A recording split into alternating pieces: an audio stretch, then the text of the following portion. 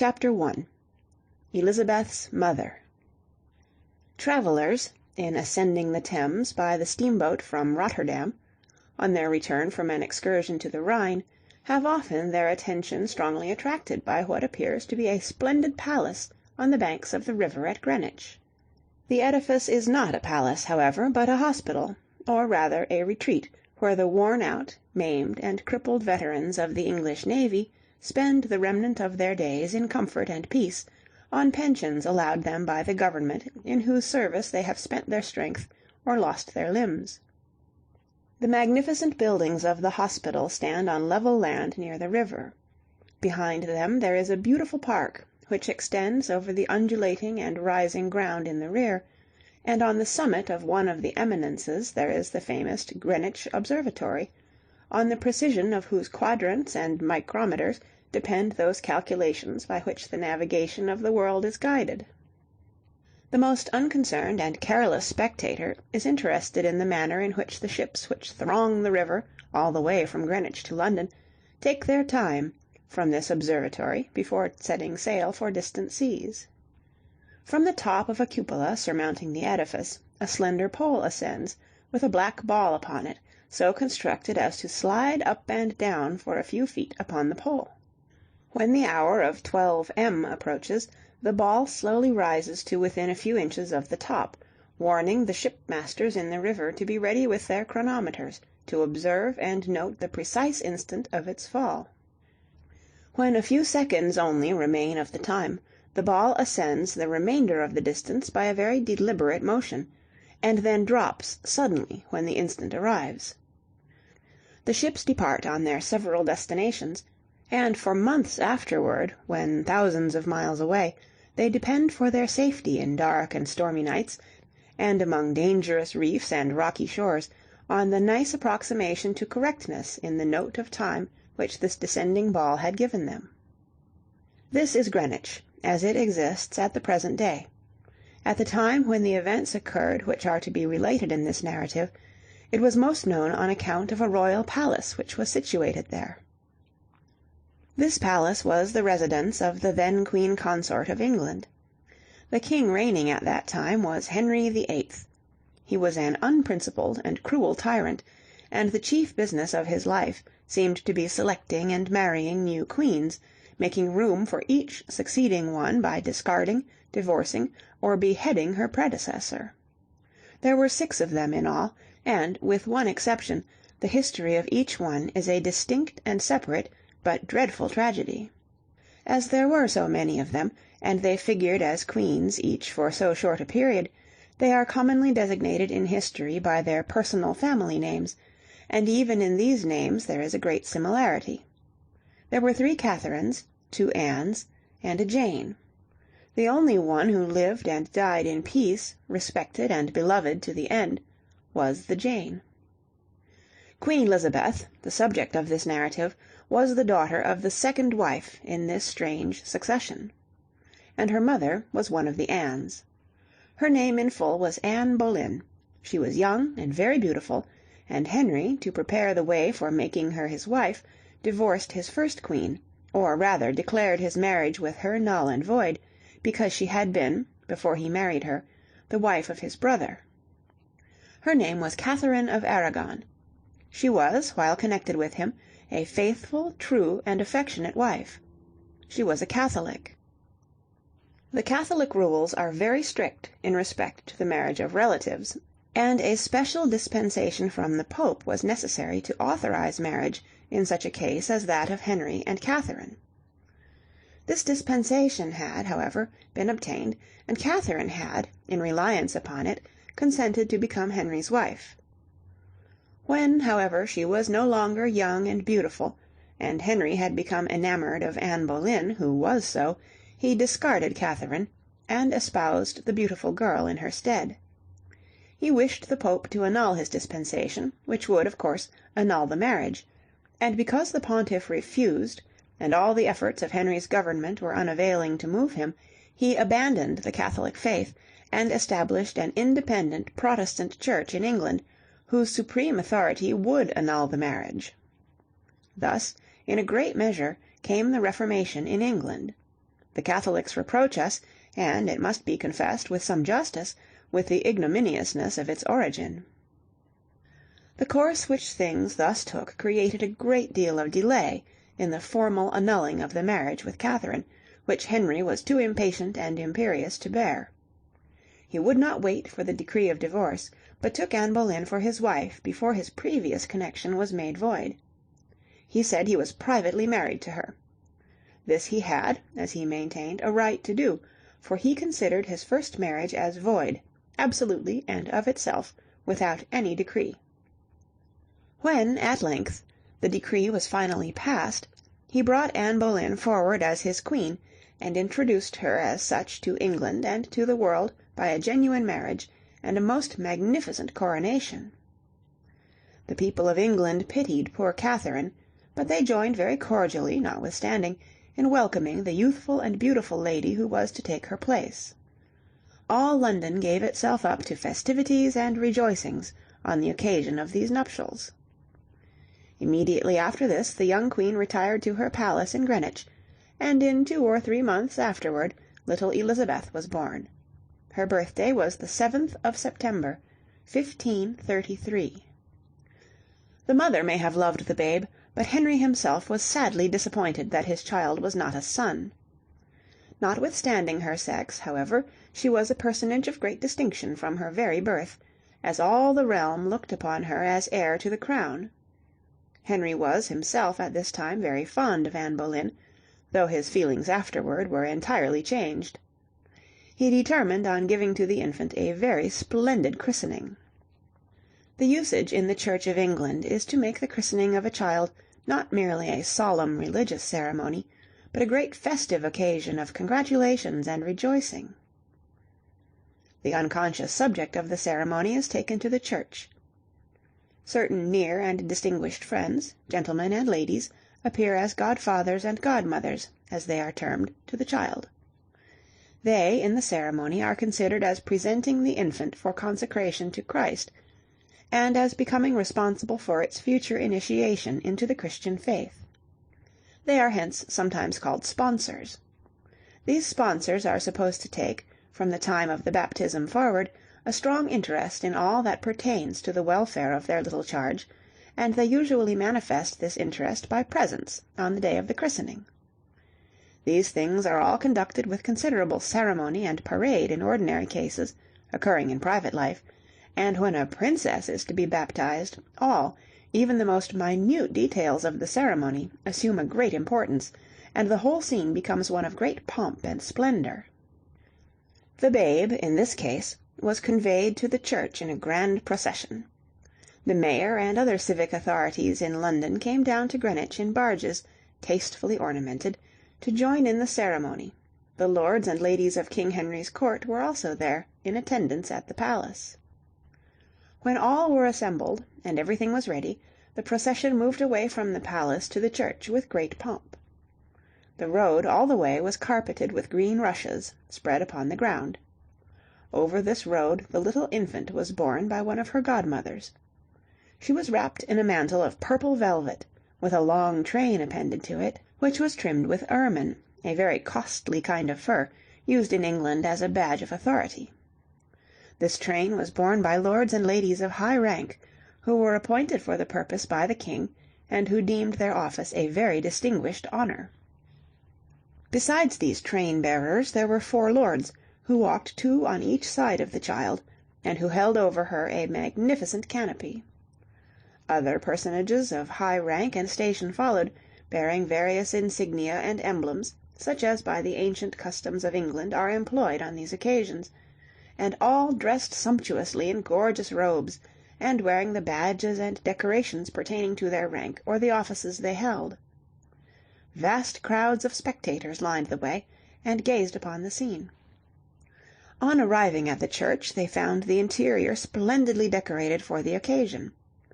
Its walls were lined throughout with tapestry, and in the centre was a crimson canopy, under which was placed a large silver font, containing the water with which the child was to be baptized. The ceremony was performed by Cranmer, the Archbishop of Canterbury, which is the office of the highest dignitary of the English Church. After it was performed, the procession returned as it came, only now there was an addition of 4 persons of high rank, who followed the child with the presents intended for her by the godfathers and godmothers. These presents consisted of cups and bowls, of beautiful workmanship, some of silver gilt and some of solid gold. They were very costly, though not prized much yet by the unconscious infant for whom they were intended.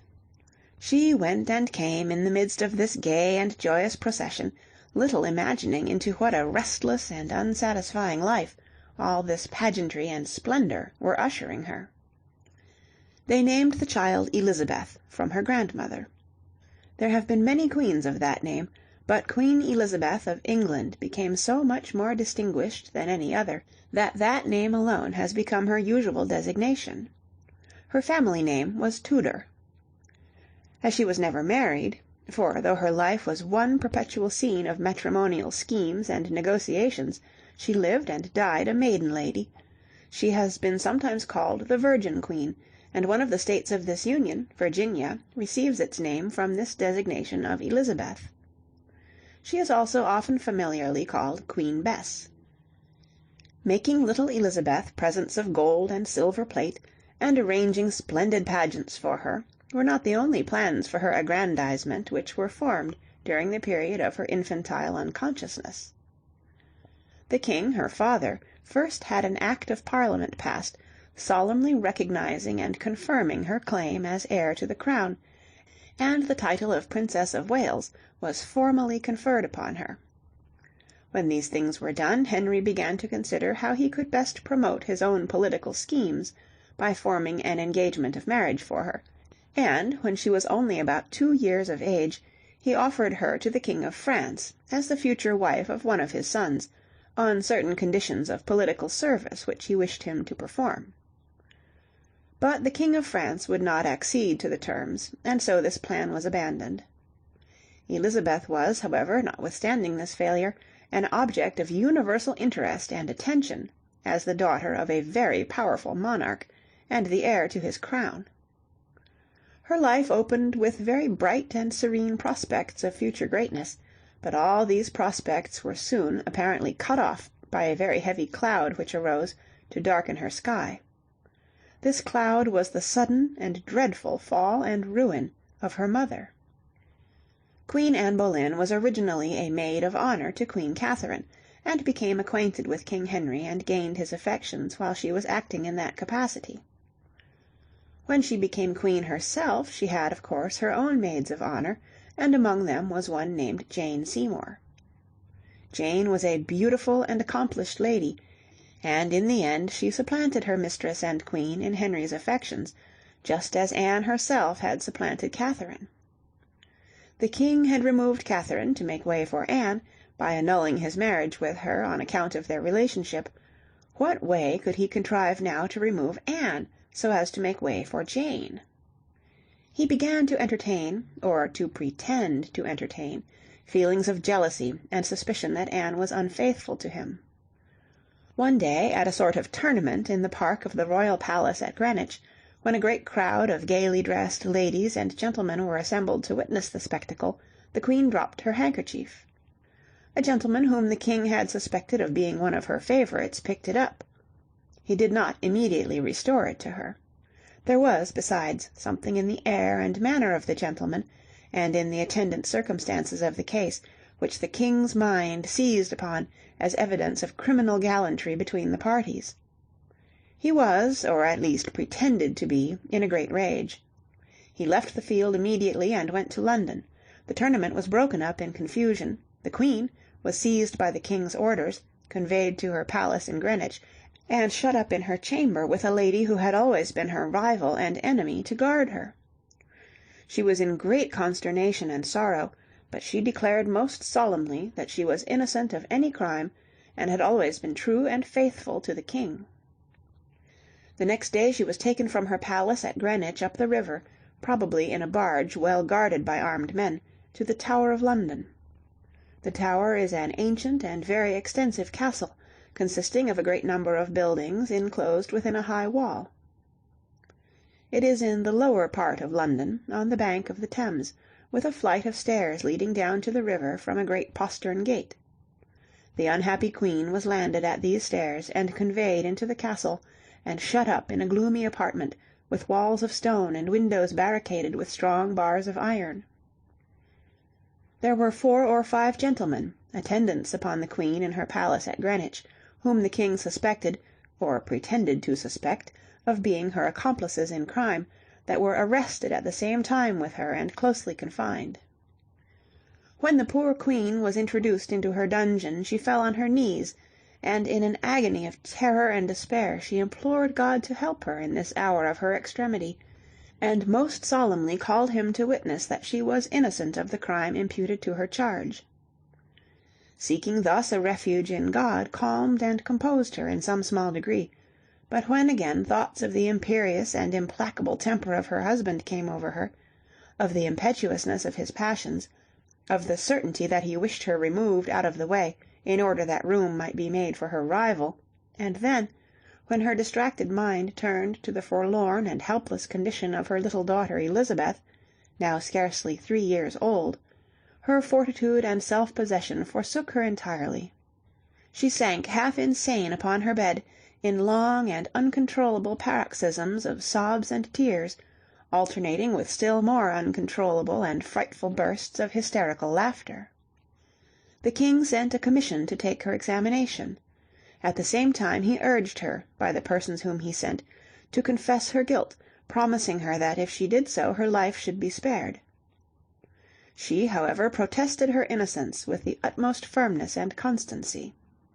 She begged earnestly to be allowed to see the king, and when this was refused she wrote a letter to him, which still remains, and which expresses very strongly the acuteness of her mental sufferings.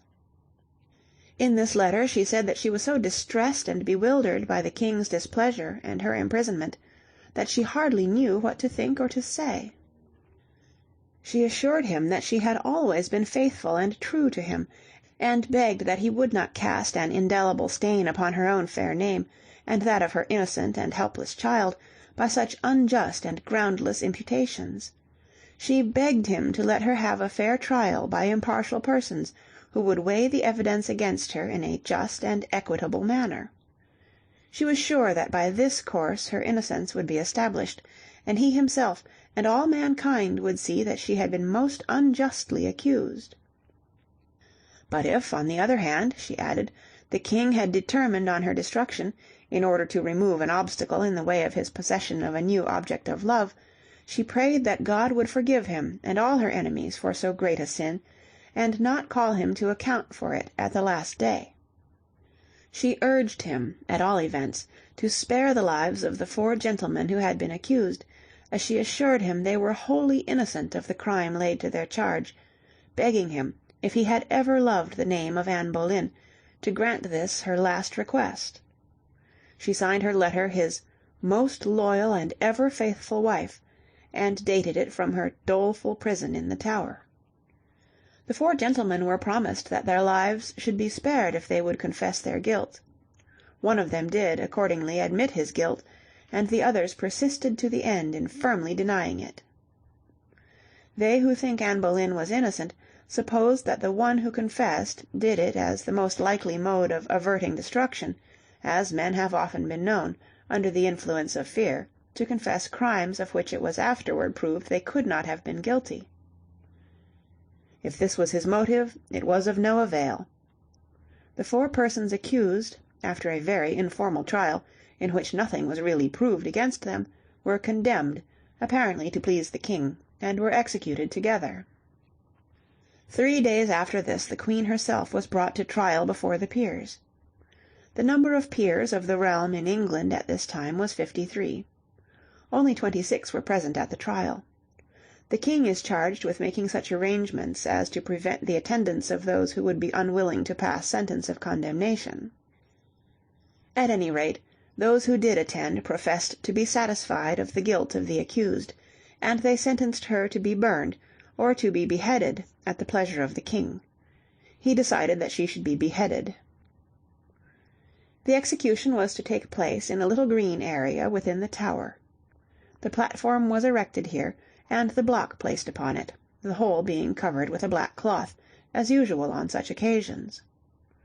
On the morning of the fatal day, Anne sent for the constable of the Tower to come in and receive her dying protestations that she was innocent of the crimes alleged against her. She told him that she understood that she was not to die until 12 o'clock, and that she was sorry for it, for she wished to have it over.